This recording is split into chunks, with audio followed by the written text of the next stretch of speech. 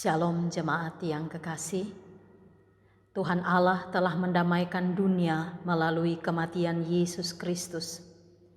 Itulah berita yang saat ini kita akan dengar melalui firman Tuhan tentang penyaliban. Keterpisahan dan jarak antara Allah dan manusia dihapuskan oleh kematian Yesus. Seluruh beban hidup kita serahkan kepadanya. Tuhan Allah ingin menyembuhkan tubuh dan jiwa kita. Tuhan Allah mau menyembuhkan kelemahan dan kesalahan kita.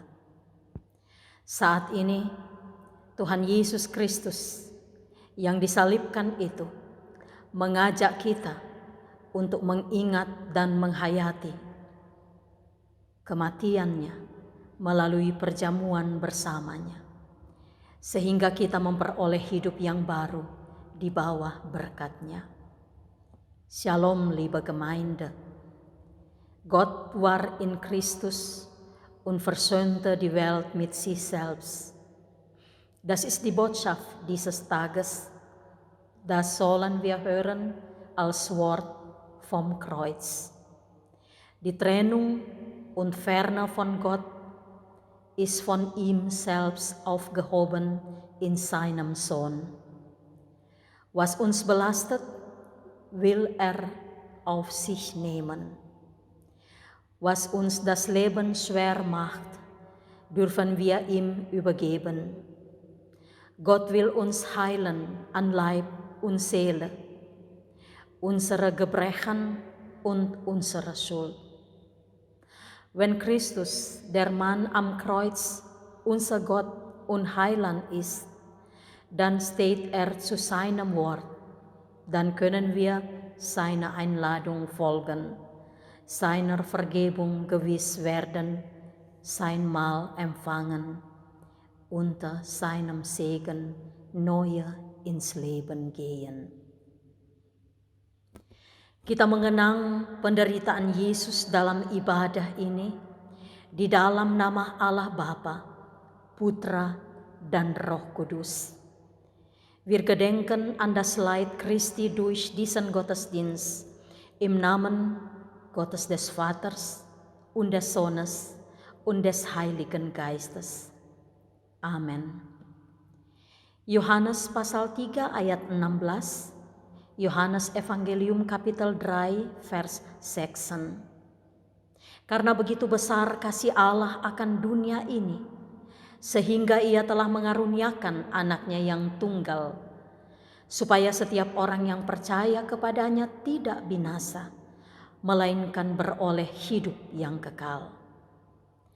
So sehr hat Gott die Welt geliebt, dass er seinen eingeborenen Sohn gab, damit alle, die an ihn glauben, nicht verloren werden, sondern das ewige Leben haben.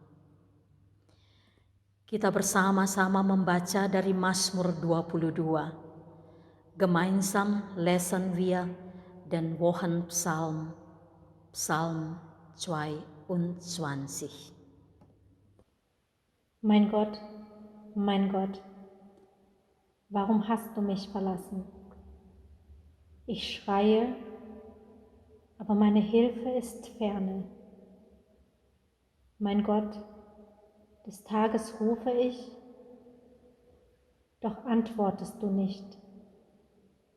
Und des Nachts, doch finde ich keine Ruhe. Du aber bist heilig, der du thronst über den Lobgesängen Israels. Unsere Väter hofften auf dich, und dass sie hofften, halfst du ihnen heraus. Zu dir schrien sie und wurden errettet. Sie hofften auf dich und wurden nicht zu Schanden. Sei nicht ferne von mir, denn Angst ist nahe, denn es ist hier kein Helfer. Aber du, Herr, sei nicht ferne, meine Stärke. Eile, mir zu helfen.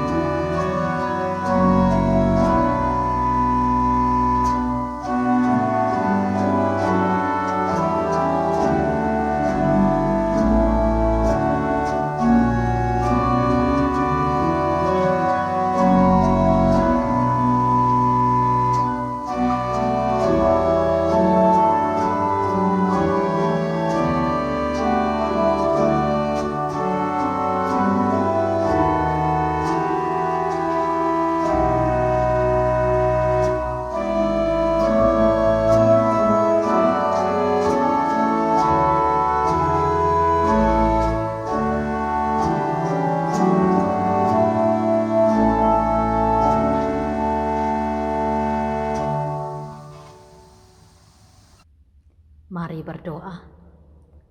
Wir beten. Allah pengasih, tolonglah kami untuk dapat merasakan keterasingan-Mu di Golgota. Jamalah kami dengan firman Putra-Mu, dengan keluhan-keluhan Putra-Mu, dan dengan keyakinan Putra-Mu. Biarlah kami menyadari sesuatu yang mengharukannya. Biarlah kami menyadari jalan salibnya dan tujuannya, dan terang di sekelilingnya, sampai akhir pengabdiannya pada kayu salib, melewati jalan penderitaan. Dia telah menjadi juru selamat kita. Barmherziger Gott, hilf uns, deine Fremdheit auf Golgatha zu ertragen. Rühre uns an, auch mit den letzten Worten deines Sohnes, seinem Klagen und seinem Vertrauen. Lass uns etwas ahnen von dem, was ihn bewegt hat, seinen Weg und sein Ziel und das Licht um ihn her bis zum Ende und seine Hingabe am Kreuz, durch die unser Retter geworden ist. Amen.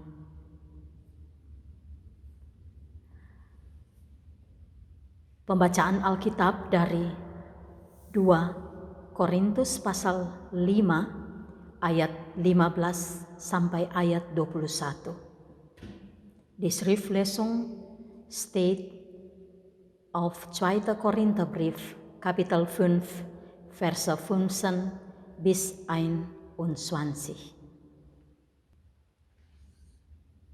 Und er ist darum für alle gestorben, damit die da leben, hinfort nicht sich selbst leben, sondern dem, der für sie gestorben ist und auferweckt wurde. Darum kennen wir von nun an niemanden mehr nach dem Fleisch. Und auch wenn wir Christus gekannt haben nach dem Fleisch, so kennen wir ihn doch jetzt so nicht mehr. Darum, ist jemand in Christus, so ist er eine neue Kreatur. Das Alte ist vergangen, siehe, Neues ist geworden. Aber das alles ist von Gott, der uns mit sich selber versöhnt hat, durch Christus und uns das Amt gegeben, das die Versöhnung predigt. Denn Gott war in Christus und versöhnte die Welt mit ihm selber und rechtete ihnen ihre Sünden nicht zu und hat unter uns aufgerichtet das Wort von der Versöhnung. So sind wir nun Botschafter an Christi statt, denn Gott ermahnt durch uns, so bitten wir nun an Christi statt. Lasst euch versöhnen mit Gott, denn er hat den, der von keiner Sünde wusste, für uns zur Sünde gemacht, auf dass wir in ihm die Gerechtigkeit würden, die vor Gott gilt. Dan Kristus telah mati untuk semua orang, supaya mereka yang hidup tidak lagi hidup untuk dirinya sendiri, tetapi untuk Dia yang telah mati dan telah dibangkitkan untuk mereka. Sebab itu kami tidak lagi menilai seorang juga pun menurut ukuran manusia. Dan jika kami pernah menilai Kristus menurut ukuran manusia, sekarang kami tidak lagi menilainya demikian. Jadi siapa yang ada di dalam Kristus, ia adalah ciptaan baru. Yang lama sudah berlalu, sesungguhnya yang baru sudah datang. Dan semuanya ini dari Allah yang dengan perantaraan Kristus telah mendamaikan kita dengan dirinya dan yang telah mempercayakan pelayanan pendamaian itu kepada kami. Sebab Allah mendamaikan dunia dengan dirinya oleh Kristus dengan tidak memperhitungkan pelanggaran mereka. Ia telah mempercayakan berita pendamaian itu kepada kami. Jadi kami ini adalah utusan-utusan Kristus, seakan-akan Allah menasihati kamu dengan perantaraan kami.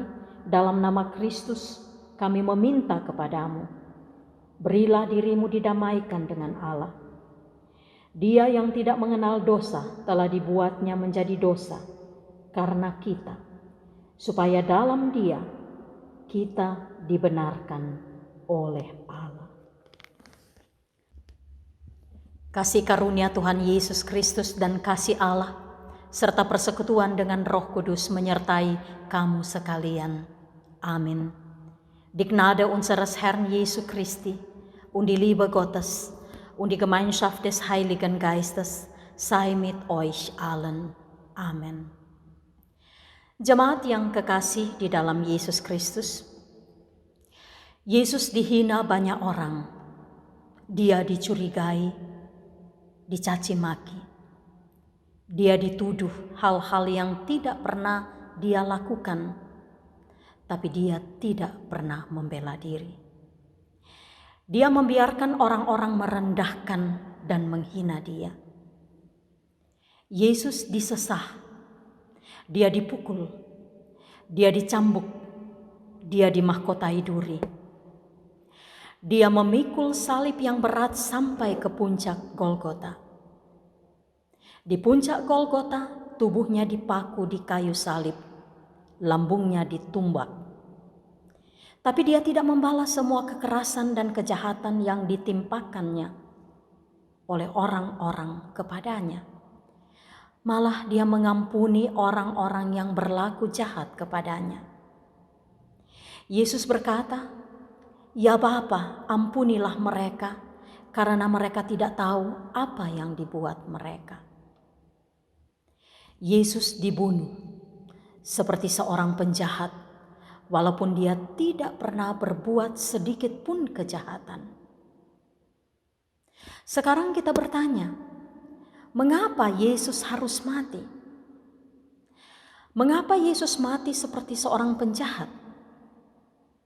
Rasul Paulus berkata dalam 2 Korintus 5 ayat 21 pembacaan kita, "Dia yang tidak mengenal dosa telah dibuatnya menjadi dosa karena kita, supaya dalam Dia kita dibenarkan oleh Allah." Yesus mati menggantikan hukuman yang mesti kita terima karena dosa-dosa kita. Dosa-dosa kita itu ditebusnya dalam kematiannya, sehingga kita tidak beroleh kematian kekal. Hukuman yang mestinya kita terima telah dibayar atau telah ditebus oleh kematian Yesus. Pertanyaan berikut, kepada siapa Yesus mati? Paulus berkata dalam 2 Korintus 5 ayat 15, "Dan Kristus telah mati untuk semua orang, supaya mereka yang hidup tidak lagi hidup untuk dirinya sendiri, tetapi untuk Dia yang telah mati dan telah dibangkitkan untuk mereka." Yesus mati untuk semua orang. Jadi Yesus mati untuk saudara-saudara, untuk saya, dan untuk semua orang dari segala suku bangsa di bumi ini. Yesus mati bukan hanya untuk orang-orang tertentu saja, tapi orang yang kesalahannya telah ditebus oleh kematian Yesus punya konsekuensinya. Rasul Paulus berkata dalam 2 Korintus 5 ayat 15b, supaya mereka yang hidup tidak lagi hidup untuk dirinya sendiri, tetapi untuk Dia yang telah dibangkitkan untuk mereka. Jadi Yesus mati bukan hanya berhenti pada keselamatan saja, tapi lebih dari itu. Orang yang sudah diselamatkan oleh kematian Yesus mesti bertanggung jawab atas keselamatan yang telah diterimanya dengan cuma-cuma. Rasul Paulus berkata, Orang yang telah diselamatkan tidak boleh hidup untuk dirinya sendiri, melainkan harus hidup untuk Dia. Maksudnya hidup untuk Yesus. Pertanyaan lagi, bagaimana hidup untuk Yesus? Mari kita lihat bagaimana hidup Yesus. Selama Yesus hidup, Dia tidak pernah hidup untuk dirinya sendiri. Yesus hidup untuk menghidupkan orang lain. Dia berpihak pada orang-orang miskin dan tertindas. Yesus hidup untuk memberi pengharapan kepada semua orang. Yesus hidup untuk menegakkan keadilan dan kebenaran. Jadi hidup untuk Yesus berarti kita hidup dengan mengikuti pola hidup yang telah ditunjukkan oleh Yesus. Kita hidup untuk Yesus berarti kita hidup untuk menghidupkan orang lain. Kita hidup untuk menjadi berkat bagi orang lain. Kita sudah diselamatkan. Kita yang diselamatkan ini mesti juga memperhatikan orang-orang miskin dan orang-orang tertindas. Kita hidup dengan berpegang pada keadilan dan pada kebenaran. Kita hidup untuk memberi pengharapan kepada orang-orang yang ada di sekitar kita. Begitulah hidup orang-orang yang telah ditebus oleh kematian Yesus. Rasul Paulus, dia berkata dalam 2 Korintus 5 ayat 17. Jadi siapa yang ada di dalam Kristus, ia adalah ciptaan baru. Yang lama sudah berlalu, sesungguhnya yang baru sudah datang. Cara hidup Yesus itulah yang disebut ciptaan baru. Cara-cara lama di mana kita hidup hanya untuk kepentingan diri sendiri mesti ditinggalkan.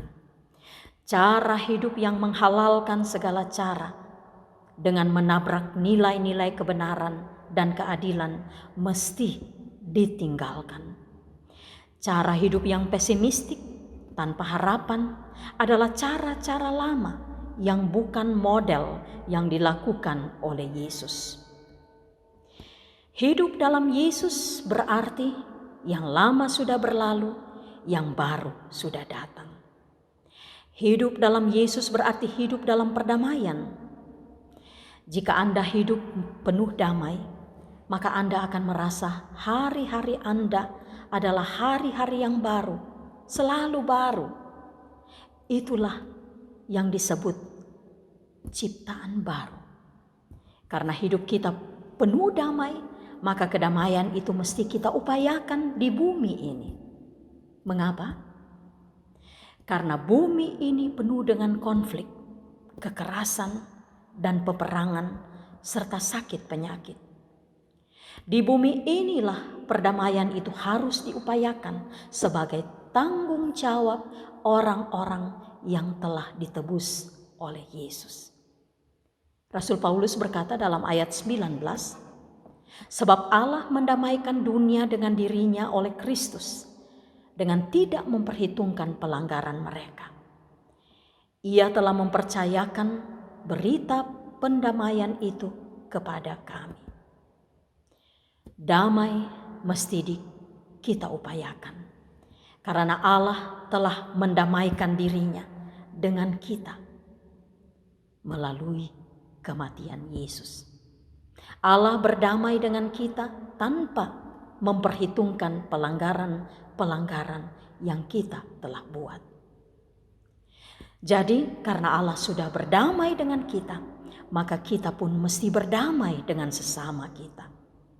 Berdamai dengan orang tua kita, berdamai dengan anak-anak kita, berdamai dengan kakak-kakak, adik-adik kita, berdamai dengan tetangga, berdamai dengan kolega, bahkan kita diajak untuk berdamai dengan alam ciptaan Allah yang sudah rusak ini. Perdamaian itu adalah konsekuensi dari kematian Yesus.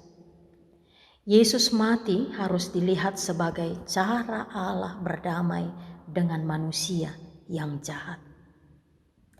Kita mestinya dihukum, tapi hukuman itu dibatalkan karena Yesus sudah mengorbankan dirinya sebagai ganti hukuman yang sebenarnya harus kita terima. Saudara-saudariku yang kekasih, perkembangan virus corona saat ini sementara mencapai puncak. Orang yang terinfeksi semakin banyak. Angka kematian melonjak tinggi di mana-mana. Sekarang kita bertanya, Tuhan, di manakah Engkau? Tuhan, bukankah Engkau telah mati bagi semua orang? Mengapa Engkau membiarkan kami anak-anak-Mu yang telah Engkau tebus? Saudara-saudariku, Tuhan Yesus tidak meninggalkan bumi ini. Bumi ini adalah milik-Nya. Tuhan Yesus tidak meninggalkan kita. Dia selalu ada bersama-sama dengan kita. Yesus itu Immanuel. Yesus ada bersama-sama dengan kita ketika kita takut akan kematian. Yesus ada bersama-sama dengan kita ketika kita khawatir akan masa depan pekerjaan kita. Yesus ada bersama-sama dengan kita di tengah-tengah kesedihan dan penderitaan kita. Karena itu, jangan takut, jangan khawatir akan hari esok. Yesus ada bersama-sama dengan kita. Dan yang paling utama adalah Yesus sudah menyelamatkan kita semua. Yesus mati untukmu dan untukku. Yesus mati bagi kita semua sehingga maut tidak berkuasa lagi. Terpujilah Kristus yang telah mati di kayu salib untuk menebus dosa-dosa saudara dan saya. Amin. Liebe Gemeinde, warum musste Jesus sterben? Paulus schreibt in 2. Korinther 5, Vers 21, denn hat den, der von keine Sünde wusste, für uns zur Sünde gemacht, auf dass wir in ihm die Gerechtigkeit wurden, die vor Gott gilt. Jesus starb an unserer Stelle und nahm die Strafe auf sich, die für unsere Sünden bestimmt ist. In seinem Tod wurden unsere Sünden erlöst, sodass wir vor Gott gerecht werden. Wir fragen uns, wer hat Anrecht auf die Erlösung durch Jesu Tod? Paulus schreibt im 2. Korinther 5, Vers 15, und ist darum für alle gestorben, damit die da leben, hinfort nicht sich selbst leben, sondern dem, der für sie gestorben ist und auferweckt wurde. Jesus ist also gestorben für mich, für sie und für alle Menschen auf allen Völkern dieser Welt. Jesus ist nicht nur für bestimmte Menschen am Kreuz gestorben. Aber die geretteten Menschen müssen sich für ihre Rettung verantworten. Denn Paulus schreibt, damit die da leben, hinfort nicht sie selbst leben, sondern dem, der für sie gestorben ist und auferweckt wurde. Die Menschen, die durch den Tod Christi gerettet sind, können nicht mehr für sich selbst leben. Sie müssen für ihn, also für Jesus, leben. Und wie lebt man ein Leben für Jesus? Es ist ein Leben, das auf andere Acht gibt. Denn Jesus hat nie ein Leben für sich selbst geführt. Liebe Gemeinde, die Entwicklung des Coronavirus erreicht zurzeit ihren Höhepunkt. Die Zahl der Infizierten steigt. Überall verdoppeln sich die Todeszahlen. Und wir fragen uns in diesem Moment, wo bist du, Gott? Bist du nicht für alle Menschen gestorben. Warum überlässt du uns unserem Schicksal, wo du uns doch erlöst hast? Liebe Gemeinde, Jesus hat diese Welt nicht verlassen. Sie gehört ihm. Jesus hat uns nicht verlassen und er ist mit uns unter uns. Jesus ist Immanuel. Jesus ist mit uns, wenn wir Todesangst haben. Jesus ist mit uns, wenn wir uns um unsere Arbeitsplätze Sorgen machen. Jesus ist unter uns inmitten unserer Trauer und unserem Leid. Fürchtet euch nicht und sorgt euch nicht. Jesus ist mitten unter uns. Und das Allerwichtigste ist, Jesus hat uns alle erlöst. Jesus ist für mich und für dich gestorben. Jesus ist für uns alle gestorben, sodass der Tod keine Macht mehr hat. Gepriesen sei Jesus Christus, der am Kreuz für unsere Sünden gestorben ist. Amin. Damai sejahtera Allah yang melampaui segala akal akan memelihara hati dan pikiranmu di dalam Kristus Yesus. Der Friede Gottes, welcher höher ist denn alle Vernunft, bewahre eure Herzen und Sinne in Christo Jesu. Amen.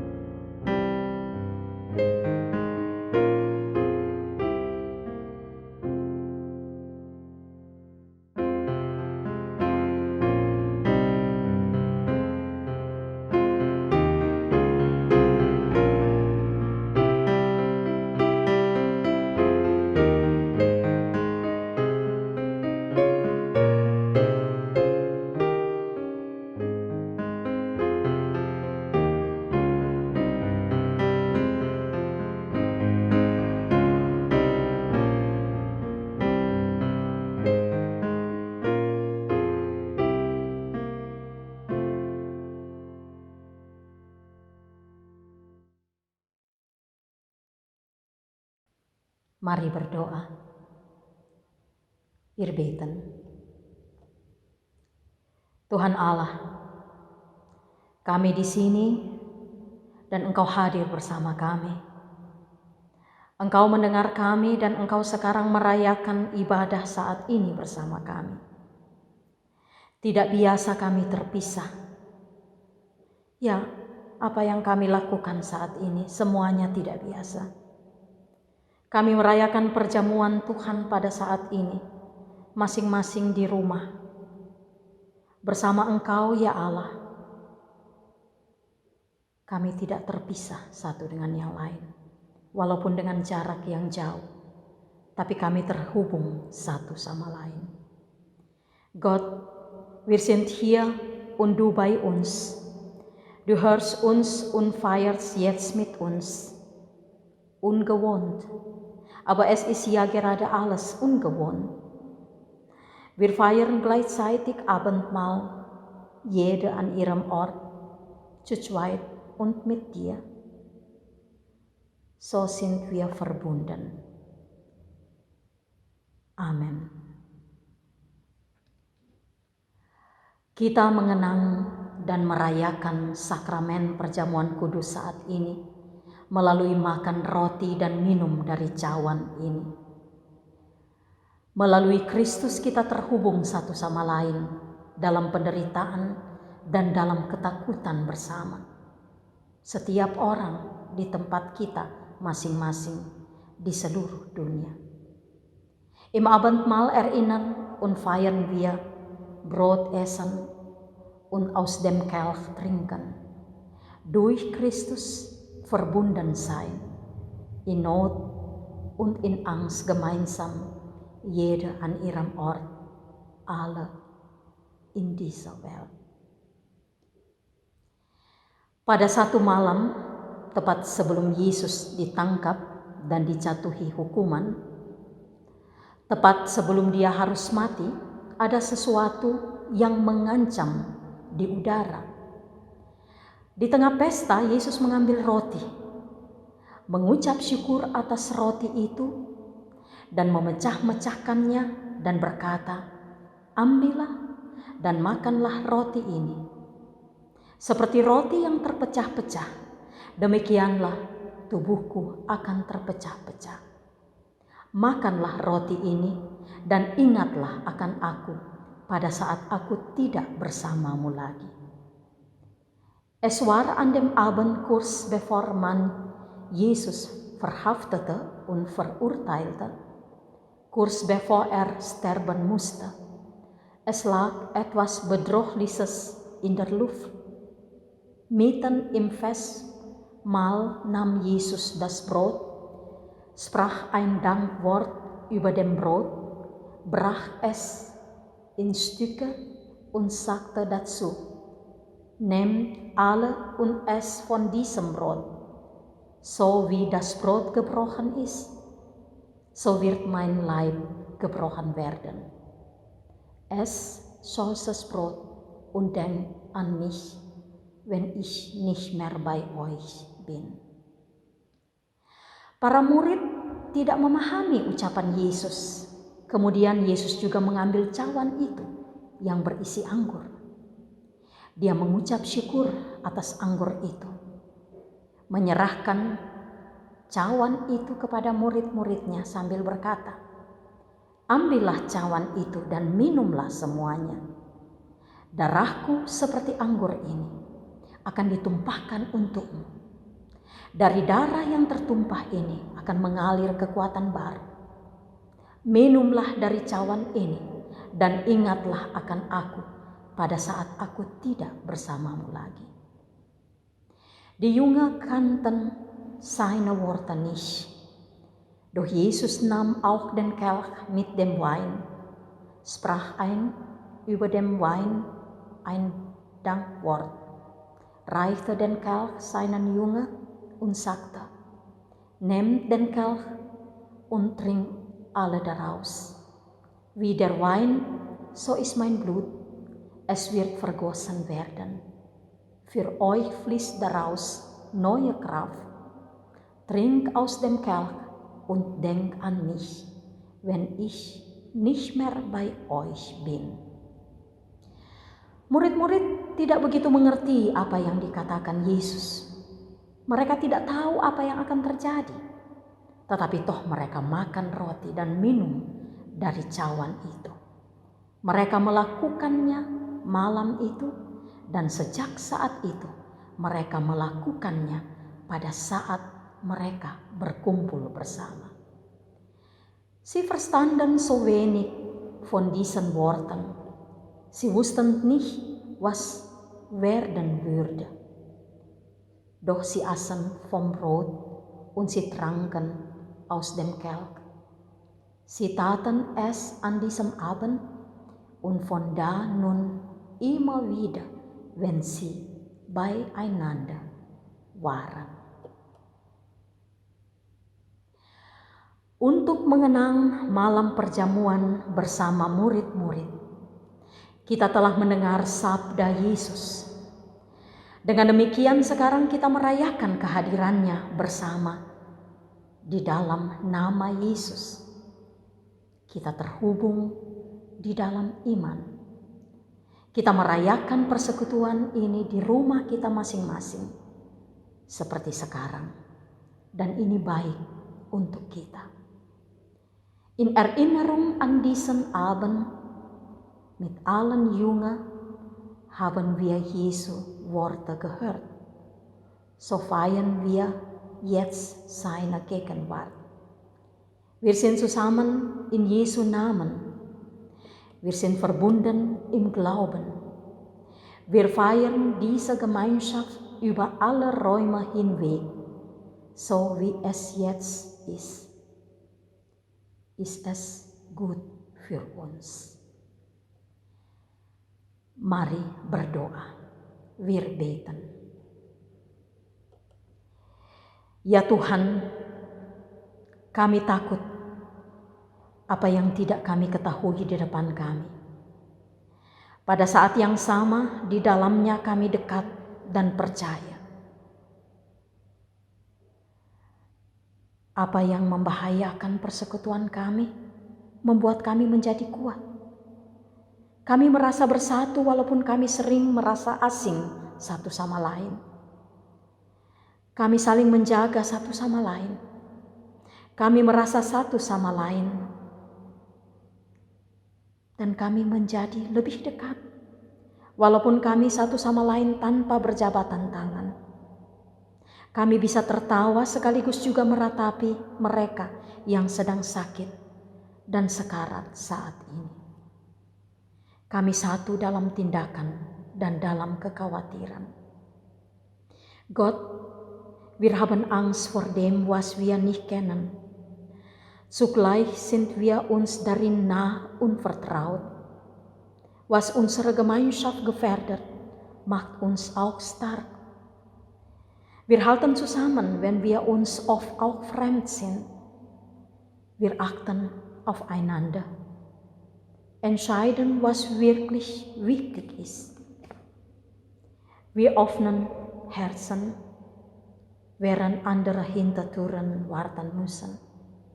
Wir werden uns nah, auch ohne uns die Hände zu reichen. Wir können lachen und doch trauen um die Kranken und Sterbenden. Wir sind eins im Handeln und im Sorgen. Gemeinsam beten wir, Vater unser. Bersama-sama kita berdoa, doa Bapa kami. Bapa kami yang ada di surga, dikuduskanlah namamu, datanglah kerajaanmu, jadilah kehendakmu di bumi seperti di surga. Berikanlah kami pada hari ini makanan kami yang secukupnya. Dan ampunilah kami akan segala kesalahan kami, seperti kami juga mengampuni orang yang bersalah kepada kami. Dan janganlah membawa kami ke dalam pencobaan, tetapi lepaskanlah kami daripada yang jahat. Karena Engkaulah yang mempunyai kerajaan, dan kuasa, dan kemuliaan, sampai selama-lamanya. Amin.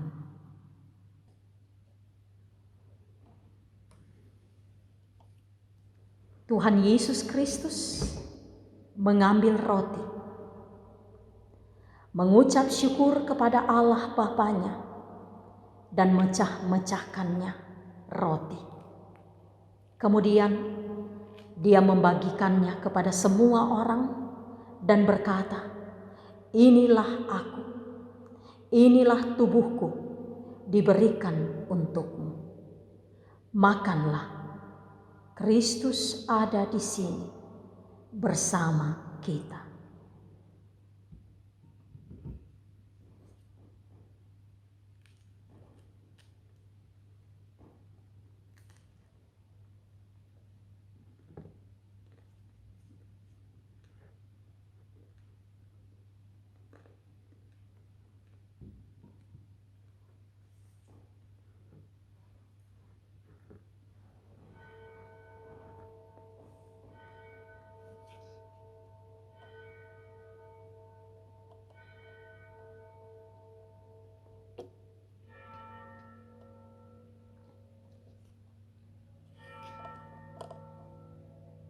Christus nahm das Brot,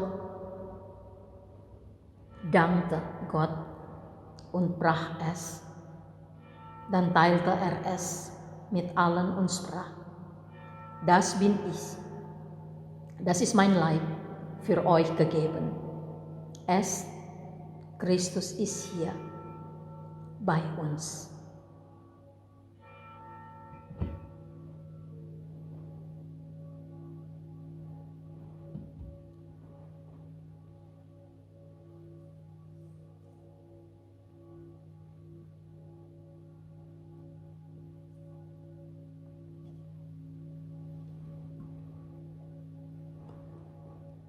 Kemudian Kristus mengambil cawan itu, mengucap syukur kepada Allah Bapanya dan berkata, "Cawan ini adalah perjanjian baru dalam darahku, ditumpahkan untukmu, untuk pengampunan dosa. Minumlah semua darinya. Dan nam Kristus den kelk, dankte God und sprach, dieser Kelch ist der neue Bund in meinem Blut, für euch vergossen, zur Vergebung der Sünde, trinkt alle daraus."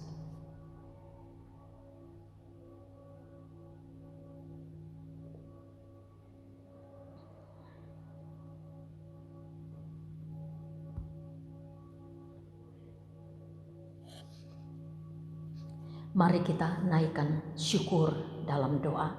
Gemeinsam danken wir Gott.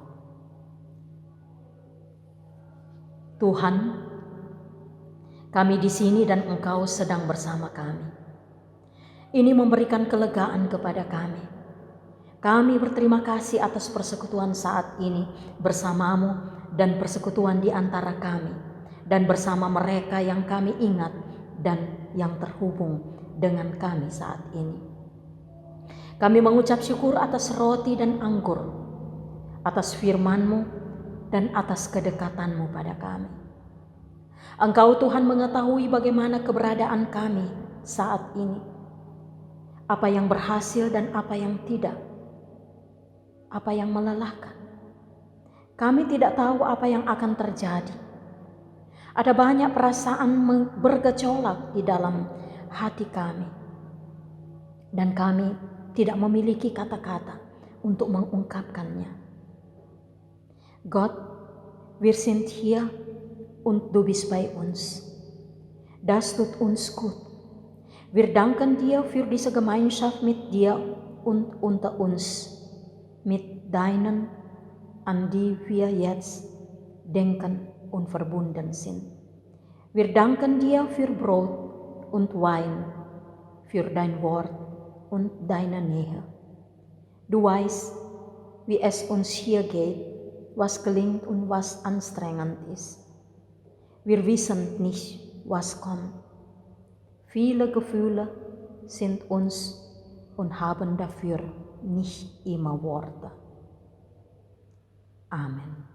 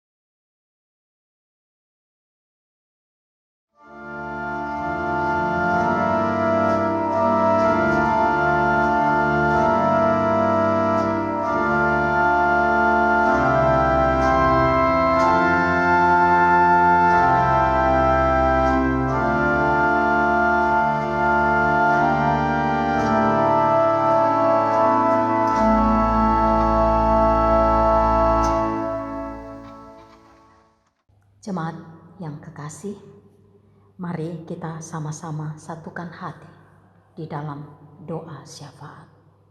Gemeinsam beten wir die Fürbitte. Tuhan Allah yang Maha Kuasa, ketika putramu berteriak di kayu salib, ketika tirai bait suci robek, semuanya berakhir. Tetapi Engkau Tuhan dengan kekuatan dan rahmat-Mu yang tak terbatas, melahirkan kehidupan baru dari kematian. Darah-Mu telah menebus kesalahan kami, dan firman-Mu memanggil gereja-Mu untuk masuk dalam persekutuan bersama-Mu. Roh-Mu memberi kami kekuatan untuk percaya, untuk mengasihi, dan untuk berjuang. Ya Tuhan Allah, kami meratapi perang di dunia yang belum berakhir. Kami mengingat ada begitu banyak orang yang terbunuh. Kami mengingat ada banyak perempuan dan gadis-gadis yang diperkosa. Kami mengingat ada banyak anak-anak yang kehilangan orang tua mereka. Kami mengingat ada banyak anak-anak yang bekerja paksa, yang ditindas, disiksa oleh orang tua mereka. Kami membawa keluhan kami kepadamu Tuhan. Kami memohon, dengarlah doa kami. Ya Tuhan, kami juga meratapi tentang apa yang kami derita. Kami meratapi sakit penyakit yang kami alami dan yang bumi sedang alami saat ini. Kami meratapi banyak korban meninggal karena virus COVID-19 dan banyak yang masih dirawat di rumah sakit sampai saat ini. Sering kami kehilangan daya oleh karena kekecewaan dan kesedihan yang kami alami. Ya Tuhan Allah, anugerahkan kami kekuatan untuk memikul penderitaan, untuk kami menampung semua pertanyaan-pertanyaan yang tidak terjawab, dan untuk mengatasi semua keraguan kami. Kami berdoa untuk gereja-Mu di seluruh muka bumi ini, khusus di Indonesia dan di Jerman. Kiranya gereja-Mu tetap teguh dalam memberitakan berita sukacita dari Engkau. Kiranya gereja-Mu tidak bisa dibeli oleh kehormatan dan pengaruh apapun juga. Kiranya gereja-Mu hadir untuk orang-orang miskin dan berani menegur orang-orang kaya yang semena-mena karena kekayaan mereka. Kiranya gereja-Mu akan menuntun orang-orang yang di dalam kebingungan melalui kebenaran. Engkau Tuhan adalah Allah yang kekal, yang penuh belas kasihan. Kami berseru kepadamu untuk semua orang yang dalam penderitaan, untuk orang miskin, orang-orang pengangguran, untuk orang tua dan orang-orang yang sedang berputus asa, untuk yang sakit dan yang sedang sekarat, untuk yang lapar dan para tahanan, bagi mereka yang tersiksa oleh perang dan eksploitasi. Kiranya setiap orang akan menemukan kedamaian dan keadilan. Berikan kami keberanian untuk tidak melarikan diri dari penderitaan. Berikan kami pengharapan untuk menjalani hidup kami walaupun ada banyak penderitaan. Kami membutuhkan ekstra kekuatan, keberanian, dan harapan dari Engkau Tuhan. Kami memohon semua ini kepadamu. Kami tidak ingin ditinggalkan oleh-Mu. Tuhan Allah Maha Pemurah, ambillah di tangan-Mu orang-orang yang meninggal karena virus corona. Bantulah dan hiburlah keluarga mereka yang kehilangan dan yang bersedih, dan tunjukkan kepada mereka bahwa kematian bukanlah akhir dari tujuan. Sambutlah seruan doa kami. Amin. Kita berdiri dan memohon berkat Tuhan. Tuhan memberkati dan melindungi kami. Biarlah wajah Tuhan menyinari bagi kami dan memberi kami kasih karunia-Nya. Angkatlah wajah-Mu Bapa kepada kami dan berikan kami damai-Mu. Gott segne uns und behüte uns. Lass dein Angesicht leuchten über uns und sei uns gnädig. Erhebe dein Angesicht auf uns und gib uns Frieden. Amen.